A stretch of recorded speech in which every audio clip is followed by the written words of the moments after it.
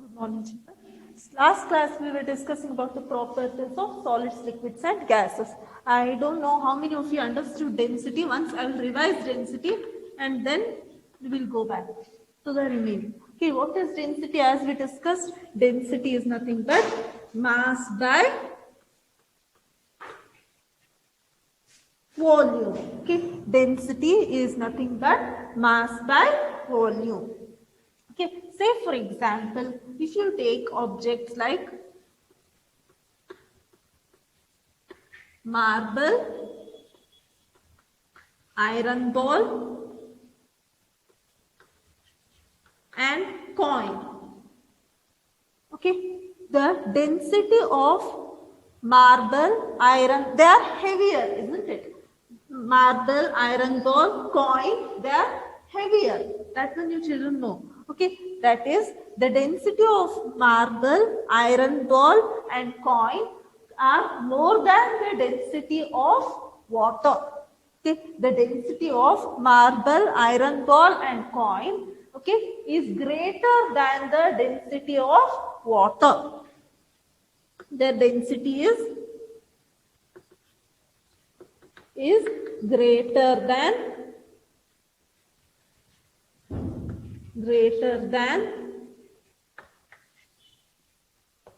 density of water. Okay, therefore they sink in water. Therefore these marble, iron ball, coin, they sink in water. Did you people understand this? And like that only, objects like leaf, wood, okay, etc. The density is less than that of water.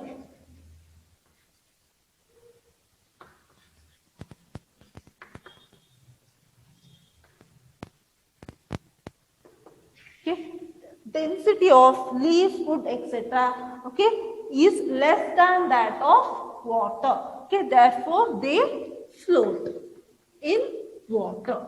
Did you people understand this? And therefore leaf and wood, they are lighter. Once again, as they are lighter, they float in water. Once again, I will repeat. Objects like marble, iron ball, coin, they are heavier. They are heavier, isn't it? Okay, that is why they are heavier, because the density of marble, iron ball, coin is greater than the density of water. Okay, hence these objects, they sink in water. Okay, whereas leaf, wood, etc. or plastic, okay, they are lighter.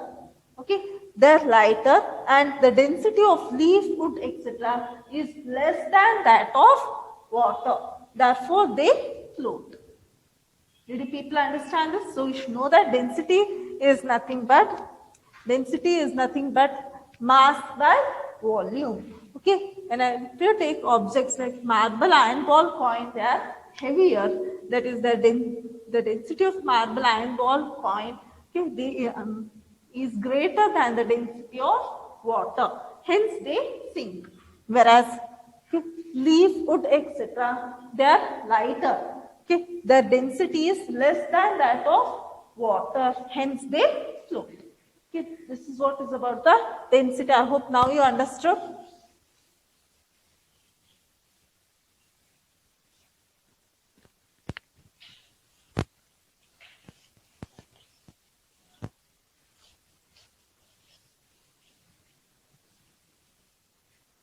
Now we come back to the other properties which I have not discussed with you. Take for example the duster. Okay, if you take an example of duster, okay, on applying force, does its shape change? On applying force on the duster, does its shape change? No, isn't it? That means even on applying force, okay, its shape will not change, isn't it? For example, iron here. On applying force, does its shape change? No, its shape remains the same even on applying force, isn't it? That means what? These iron or the duster, what I took example, they have a tendency to maintain their shape even on applying force. That means even on applying force, their shape will not change. And this property of solids we call as rigidity.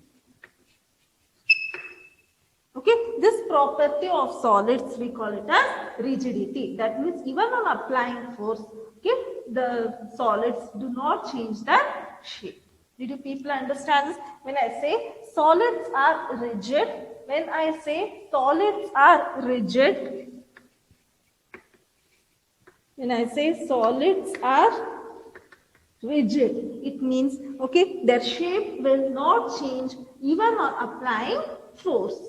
Okay, solids are rigid means what it means? Even on applying force, their shape will not change. Did you people understand this? Here are few questions. We will discuss them and then take for example rubber band. What is rubber band? Which state of matter? Solid. We all know. But a rubber band on stretching, okay, its force, on stretching, its shape changes, isn't it? On stretching, its shape changes. Again, when you release, but still it is a solid. Why? Rubber band, okay, on stretching, its shape changes, but still it is a solid. Why? Actually, solids means what? On applying force, they should not change their shape, isn't it? But rubber band, though you tell it is a solid, but on stretching, its force, by stretching, its shape changes. Why? See here, even though on up stretching, its shape changes, but on releasing, okay, if you release it, what will happen? It will again, the rubber band will regain its shape, isn't it? On stretching, okay, it expands, isn't it? When you release the force, okay, it regains the shape. It again comes back to its normal shape, isn't it? So only rubber band is still, though it changes its shape on stretching, but still it is an example of solid. Did you people understand this? Once again, I repeat, rubber band, though on stretching, it changes its shape, it is still a solid. Why? Because on stretching, okay, its shape changes, but again on releasing, okay, what will happen? It again comes back to its original shape, isn't it? Therefore, rubber band is an example of solid. Okay, and if sugar, what about sugar and salt?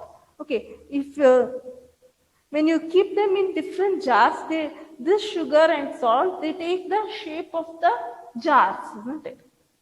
Sugar or salt, okay, if you keep them in different jars, they take the shape of the jars.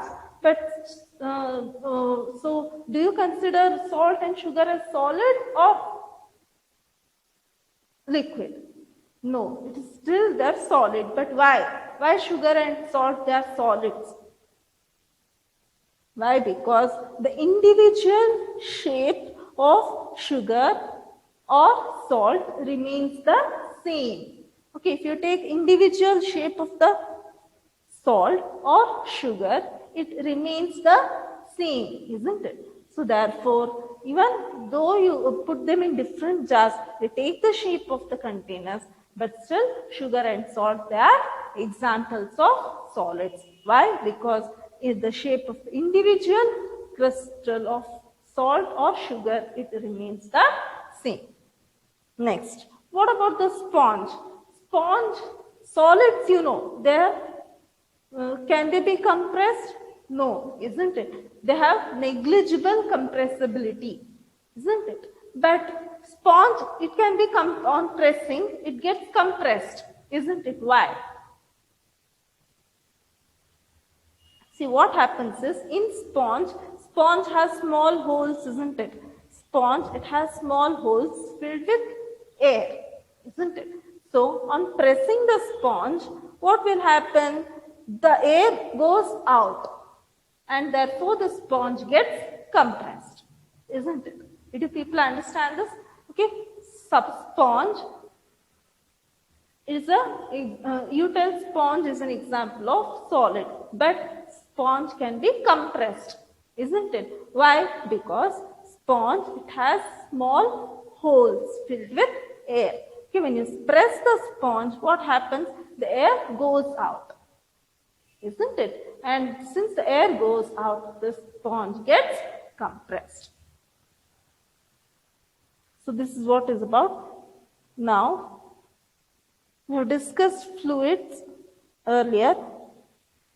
Fluids means the ability to flow. Solids do not flow, whereas liquids and gases, they flow. Hence, liquids and gases show the property of fluidity, isn't it? Next, coming to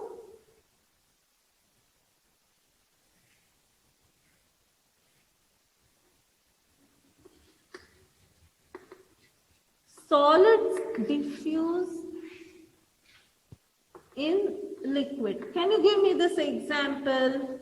You know, solids diffuse in liquids. We have discussed in our first class. Can you recall that? For example, salt dissolves in water.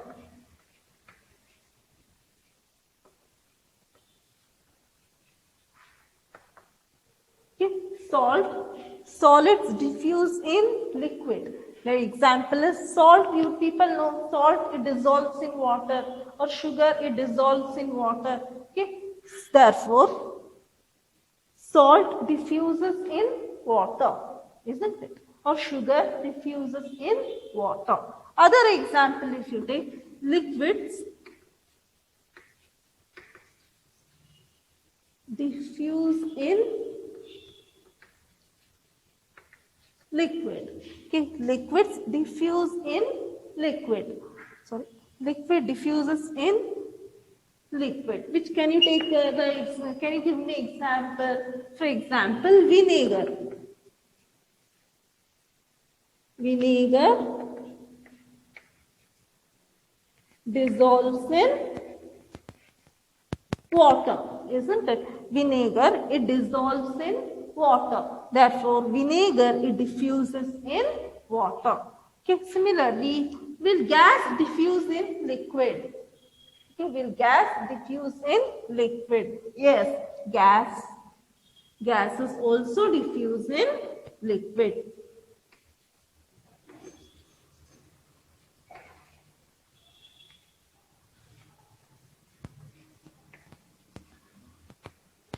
Okay, gas diffuses in liquid. Which gas? Example, oxygen and carbon dioxide dissolve in water.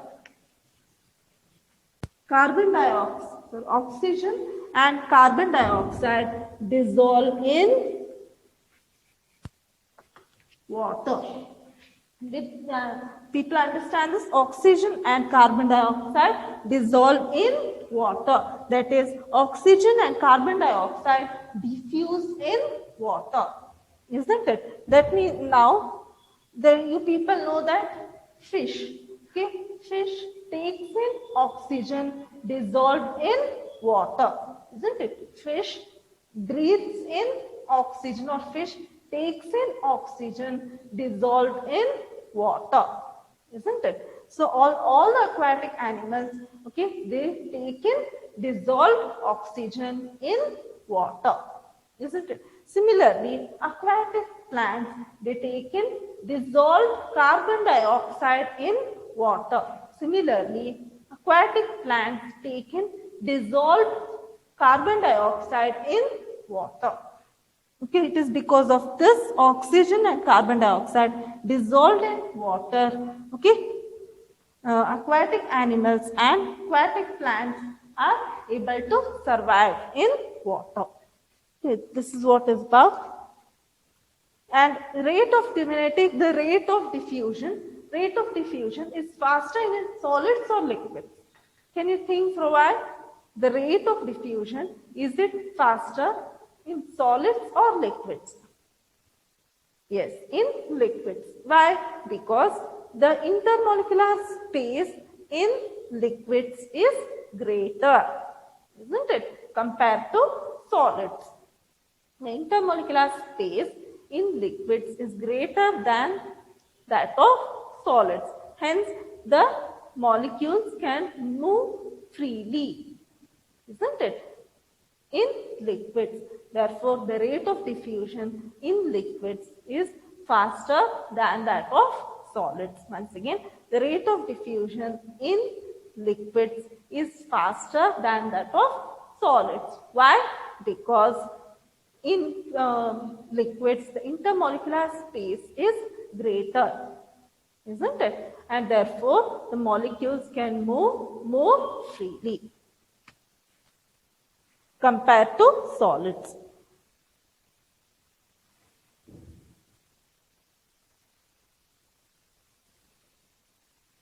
Next, coming to gaseous state. In gaseous state, last class we people have discussed that solids, they have, in solids compressibility is negligible, isn't it? So small that it cannot be measured. In liquids, liquids can be slightly compressed, isn't it? Whereas gases, they are highly compressible. This point you should know. Gases are highly compressible, isn't it? Okay. For example, if you take the oxygen used in hospitals, okay, oxygen used in hospitals, or LPG, which is used as a cooking gas at home, okay, they are actually compressed gases. LPG used at home or oxygen in cylinders used in hospitals, they are compressed gases, isn't it? They are compressed gases. LPG used at home and oxygen in cylinders used in the hospitals, they are compressed gases, isn't it? And even CNG, compressed natural gas, which is used as fuels in vehicles, is also an example of compressed gas, isn't it? So actually here why we are able to use the why they are stored in cylinders, why they can be stored in cylinders? Because large volume of gas can be compressed in small cylinders and transported easily. This one you people had studied last year also, isn't it?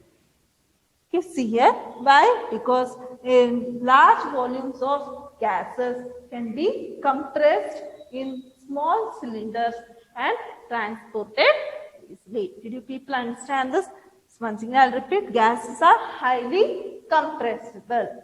Okay, the LPG, which is used as cooking gas at home, or oxygen in cylinders, which is used in the hospitals, they are compressed gases. Even compressed natural gas, which is used as fuel in vehicles, is also an example of compressed gas. Okay, you should know that. Okay, large volume of gases can be compressed in small cylinders and transported easily. Did you people understand this? Now, next question is, see here, you people know that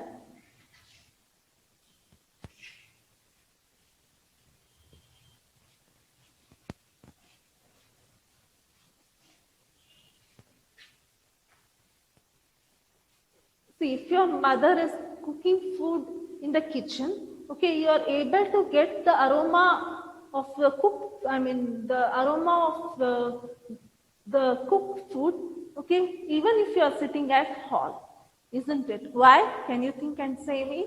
See, even if your mother is cooking food at, even if your mother is cooking food, okay, in the kitchen, okay, you're able to get the aroma of hot food, okay, in the hall. Why? Can you think? I'm telling you are able to get the aroma of hot food. You are able to get the aroma of hot food in the hall. Why? By which process, can you tell me? Yes, that process of diffusion. But can you give me the complete reason why you are able to get the smell of hot food to the hall? And suppose if you want to get the smell of cold food, you should go near it, isn't it? Can you tell the reason? See here, what actually happens is, you people know that as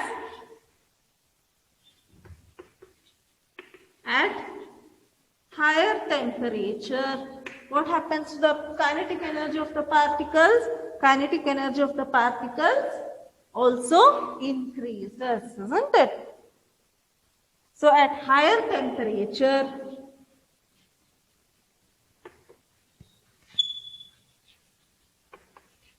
the particles, you should copy down this, at higher temperature, the particles have high kinetic energy.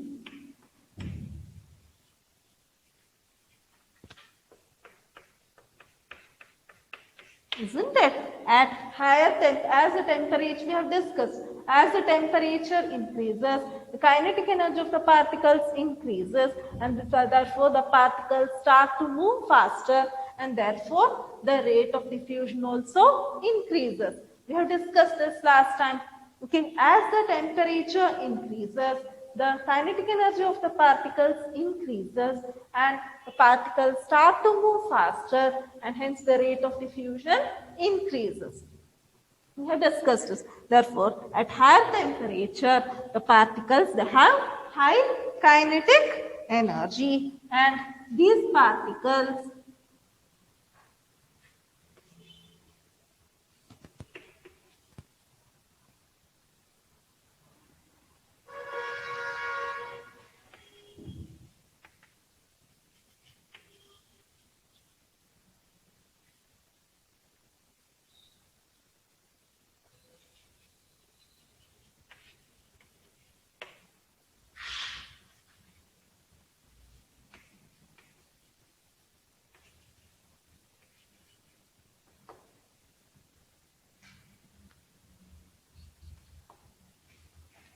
Therefore, these particles of hot vapors from hot food move faster.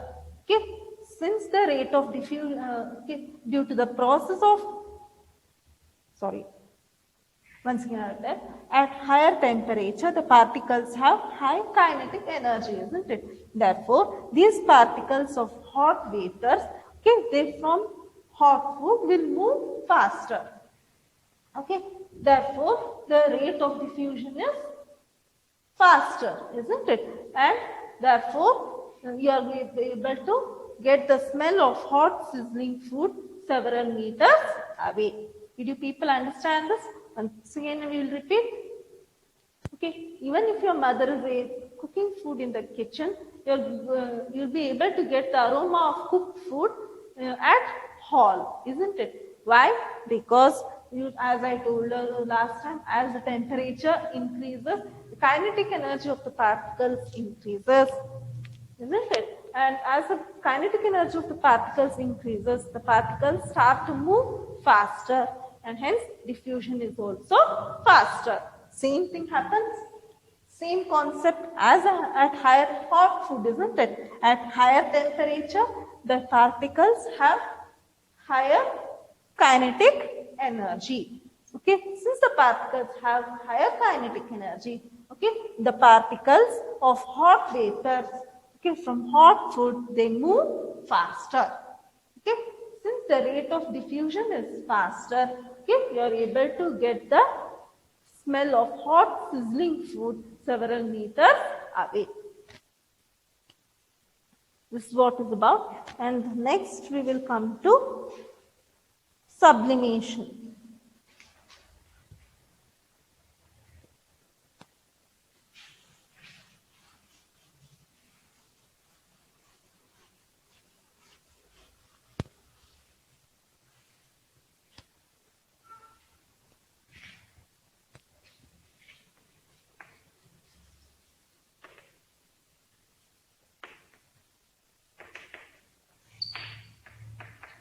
Okay, you people know iodine. People know iodine. What is the color of iodine? Violet, isn't it? Color of iodine is violet. Okay, so what you will do is you will take solid iodine in the test tube. You take solid iodine in test tube. Okay, and heat. When you heat the iodine in test tube, what will happen? This solid iodine on heating, okay, it directly changes into iodine vapor without changing into liquid iodine. Once again I am repeating, see this solid iodine on heating, okay, it directly changes into iodine vapor, okay, without changing into liquid state. Did you people understand this? Can you see iodine vapors here? Can you see iodine vapors here? Okay. Now this iodine vapors, okay, on cooling, what you will do is you take the test tube and cool it under the tap. Okay. That time what happens? This iodine vapors, okay, again change into solid iodine. Okay, the iodine vapors on cooling, okay, directly change into solid iodine, which will settle at the walls of the test tube, which you can see here. Did you people understand this? Once again, we will discuss solid iodine. When you heat solid iodine in test tube, it directly changes into iodine vapors without changing into liquid state. That is, here solid is directly changing into gaseous state without changing into liquid state on heating. Okay. Again, what you will do, you will cool the test tube under the tap. Okay. That time, these iodine vapors, okay, they cool down to form solid iodine, okay, which will settle on the walls of the test tube. That is inner walls of the test tube. Did you people understand this? That is, here gaseous state is directly changing into solid state on cooling. Did you people understand this? I hope you people understood this. Once again I will repeat. So here you are going to take solid iodine in test tube and heat. When you heat solid iodine in the test tube, it directly changes into iodine vapor, okay, without changing into liquid state. Okay. Again, what you are going to do, this you take the test tube and cool it under the tap. That time these iodine vapors, okay, they cool down to form solid iodine, okay, which will settle at the inner walls of the test tube. You can see solid iodine here in iodine vapors on cooling, okay, they settle on the walls of the test tube. Did you people understand this? So here solid on heating is directly changing into gaseous state, which on cooling changes back to solid state. Okay, this process in which solid directly changes into gaseous state without changing into liquid state on heating is called as sublimation. Okay, this process in which a solid directly changes into gaseous state. Okay, this process in which a solid directly changes into gaseous state, okay, without changing into liquid state, is called as sublimation. Okay, same, this process in which a gaseous state directly changes into solid state, okay, on cooling without changing into liquid state is again called as sublimation. Both the processes, solid to gaseous state on heating is also called as sublimation, as well as the process in which a gaseous state directly changes into solid state, okay, without changing into liquid state on cooling is also called as sublimation. Both the processes are called as sublimation only. Do people understand this? So, the process in which a solid directly changes into gaseous state, okay, without changing into liquid state on heating or vice versa, that is gaseous state directly changing into solid state on cooling without changing into liquid state is called as sublimation. Did you people understand what is sublimation? What is sublimation? It's a process in which solid directly changes into gaseous state. It's a process in which solid directly changes into gaseous state on heating, okay, or vice versa. That is the process in which gaseous state directly changes into solid state without changing into liquid state on cooling is called as sublimation. Did you people understand? Both the processes are called as sublimation. Here one experiment is there. We will do that.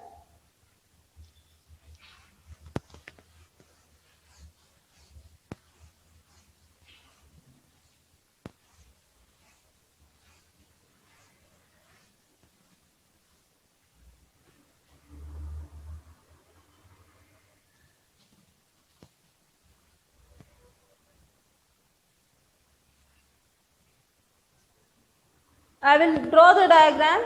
Okay, think.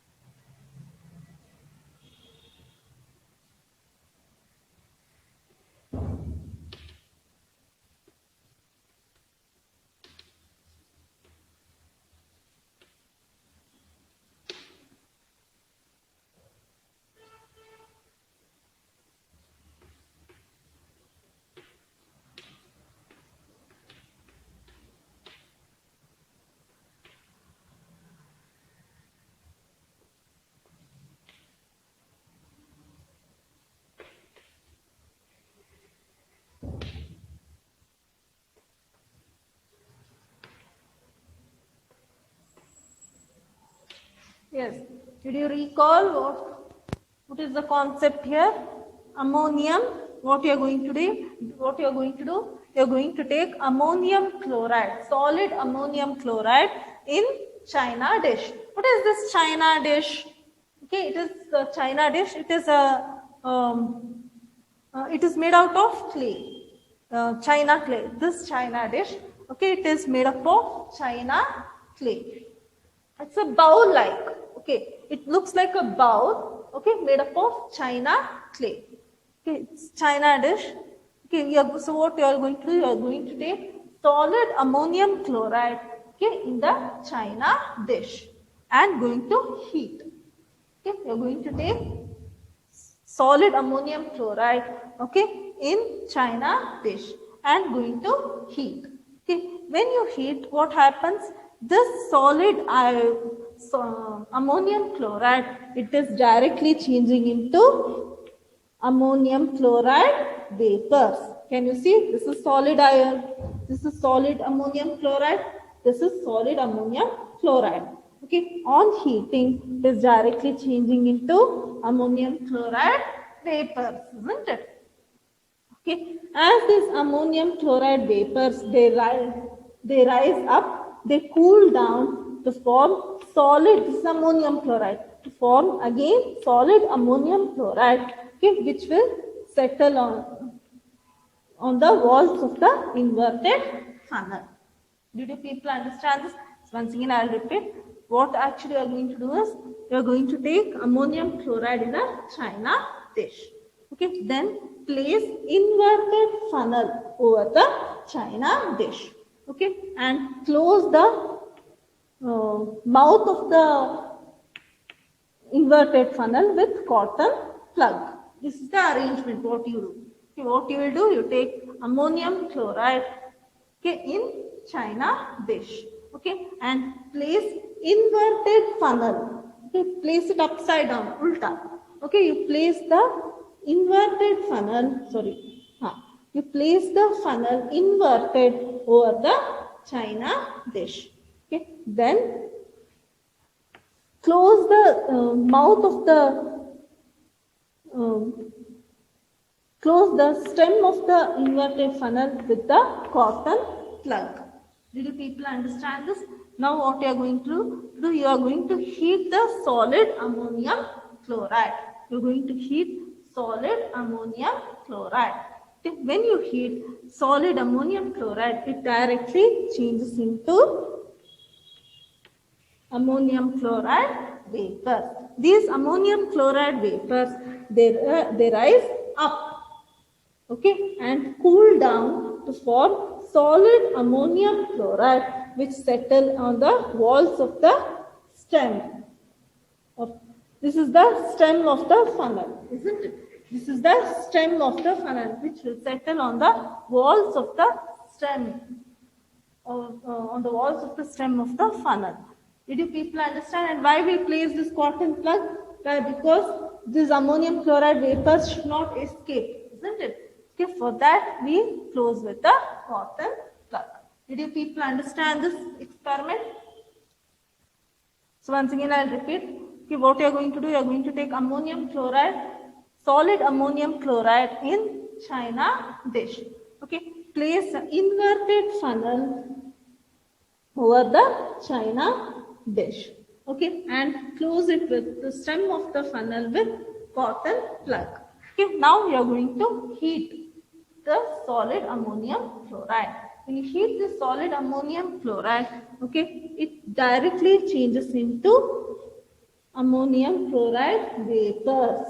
These ammonium chloride vapors, they rise up, okay, and cool down to form solid ammonium chloride, which settle on the walls of the funnel. Did you people can see? Which will settle as solid ammonium chloride on the walls of the funnel. Did you people understand this? So here, which are the substances that sublime on heating, that is solid on heating directly changing into gaseous state? You can tell iodine,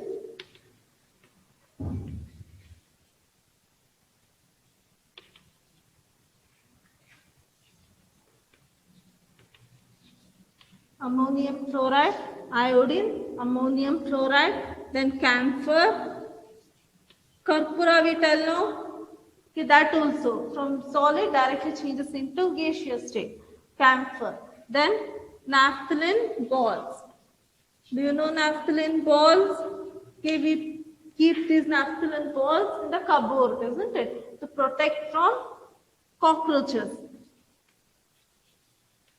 etc. Sublime on heating. Did you people understand this? Iodine, which give examples that which sublime on heating means, or which show sublimation means iodine, ammonium fluoride, camphor, naphthalene balls, etc. Now next coming to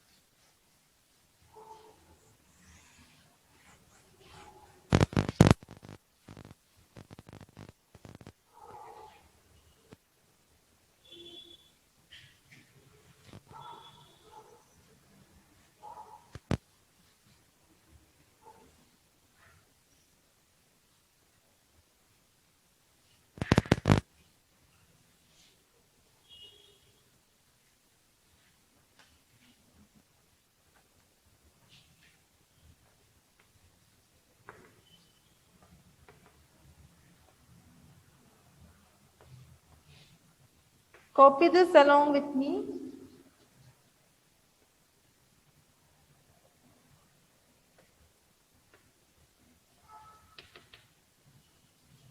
This is fusion or melting. Fusion, F-U-S-I-O-N. Fusion or melting.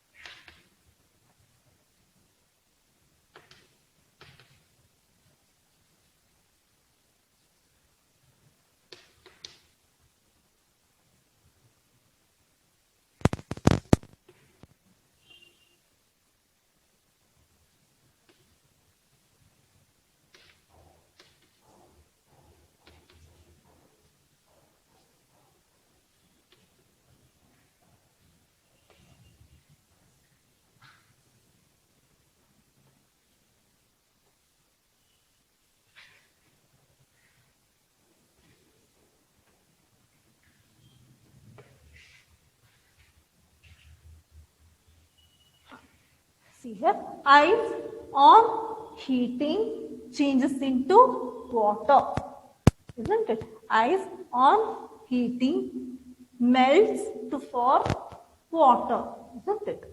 That means solid is changing into liquid state on heating. Okay? This process is called as fusion or melting. Once again, I'll repeat. Ice on heating changes into water, isn't it? That is solid on heating changes into liquid, isn't it? This process is called as fusion or melting. Process in which solid changes into liquid state on heating we call as fusion or melting. Next, water on boiling changes into steam, isn't it? This water on boiling changes into steam. That is liquid, okay, changes in this process in which liquid changing into gaseous state, okay, is called as vaporization or boiling. Once again I will repeat, the process in which liquid changes into gaseous state is called as vaporization or boiling. Once again I will repeat, the process in which liquid changing into gaseous state is called as vaporization or boiling. This steam on cooling condenses to form water. This steam on cooling condenses to form water, isn't it? So the process in which gaseous state changes into liquid state on cooling is called as condensation. The process in which gas changes into liquid state on cooling is called as condensation. Okay, similarly, water on cooling changes into ice. Water on cooling changes into ice. So this process in which liquid changes into solid state on cooling is called as freezing or solidification. This process in which liquid changes into solid state on cooling is called freezing or solidification. Therefore, here you are heating, isn't it? When you are melting or boiling, you are heating it. Therefore, increase in temperature. Okay. Similarly, here you are cooling, isn't it? Condensation and freezing, you are cooling. So, decrease in temperature. Next, solid directly changing into gaseous state is called as sublimation. Solid directly changing into gaseous state without changing into liquid state is called as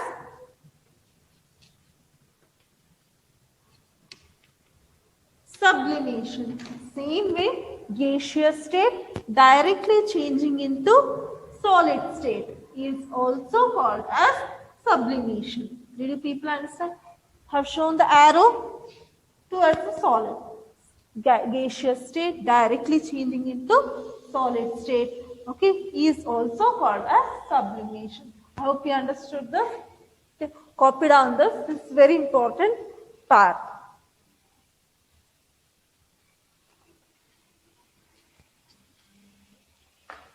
That is what is for today. Thank you.